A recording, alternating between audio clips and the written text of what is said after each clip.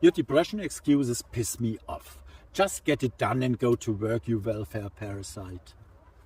Your wife took her own life? You seem like quite an asshole. Disabled? Well, no arms, no cookies. Drug addict? You should have used your common sense. Is there a war going on there? You probably deserve it. Those are a few statements I have made in the past. Compassion was a foreign concept to me. No one ever taught it to me. I didn't miss it either. It was useless. That changed when the first suicides struck my life, including my own and my partner's. It changed dramatically when life took away everything that was of any value for me.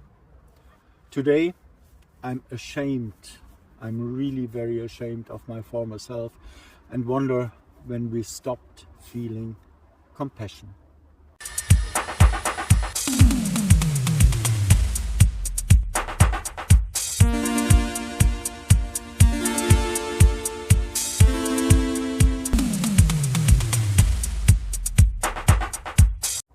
Sometimes I wonder when exactly we stopped feeling one another. Perhaps it wasn't a day, not an event, but a quite fading, barely audible, barely noticeable, a process that began when we placed more value on being right than on understanding, when we forgot how not to interpret another's tears, but simply to feel them. Psychologically speaking, compassion arises from the ability to resonate. But resonance requires silence, and silence is hard to find in a world that's constantly screaming. We are overstimulated by images, opinions, news, drama, likes. Our nervous system is tired of feeling, and because we no longer know how to hold ourselves, we avoid touching the pain of others, because that would force us to feel our own again. Deep down, this is a survival mechanism, empathic numbing as a self-protection. Anyone who has been hurt one too many times, who has learned that the world is not a safe place, closes their heart. Not because they are evil, but because they no longer know how to remain open without breaking down. Philosophically speaking, the lack of compassion demonstrates the rift between I and we. We have idolized the I and forgotten the we. Modern man confuses autonomy with separation, strength with coldness, individuality with egoism. Yet compassion has never been weakness. It has always been the highest form of intelligence, one that recognizes that all life is interconnected, that the pain of others never remains entirely outside of us. But where compassion is no longer present, humanity also dies. Relationships transform into transactions. Opinion replaces listening. Helping becomes an effort. Closeness becomes risk, and the heart becomes a muscle that only pumps blood but no longer knows warmth. Perhaps this is the true disease of our time. We understand everything, but we no longer feel anything. And in this vacuum arises the cold that freezes people to death, even though they live among us. And it makes them sick, sometimes deadly sick. But whoever has the courage to feel again changes something. A gaze that doesn't judge, a hand that stays even though it can't repair anything, a word that isn't wise but true. That is compassion, and it is the only language that heals without speaking. Good morning, what a shit. I woke up, I stood up, and 5 minutes later it started to rain. And it's really stormy outside. So I'm thinking about just staying in the tent. I mean, around the corner there's this bar. There I have got something to eat and to drink. So let's wait for another 1 or 2 hours and then I will see. Well, it's 10:30. The rain stopped.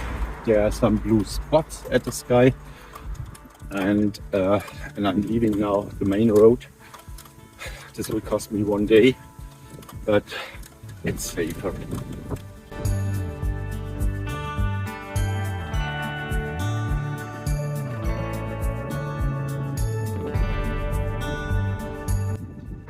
I really love it if humans honor trees and they are not destroying them, and finding a way, making space for everybody, like in this case.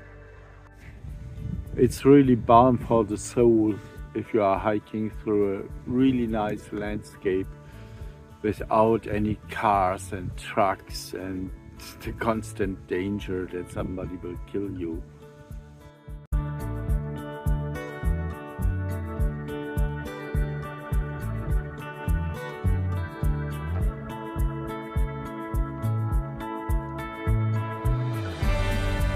A grave, just like that, next to the road. I am not sure if there is a bar, a restaurant or anything. It looks a little bit dead, like every village. It's perfect. There is a little shop. There we got a coffee. I could buy something to eat. And the guy is charging my battery overnight. Perfect.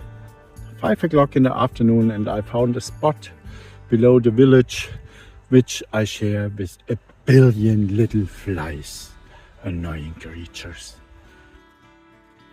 What a surprise. This man, I met him before in the village, and he came down and he brought me tons of grapes, and I was dreaming of grapes all day long.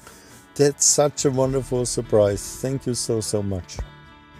And we had got a really nice talk about many different things, from circumstances in Bulgaria now, economic situation, political situations, how it was before and now, but also very deep, personal and very private talks, which I'm really honored that he opened.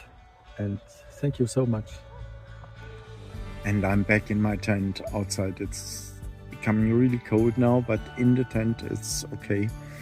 And I'm still really glad about the visitor and the little present, because it makes me forgetting my loneliness. It doesn't happen that often, so every time if it happens, it's just a big gift. Thank you so much.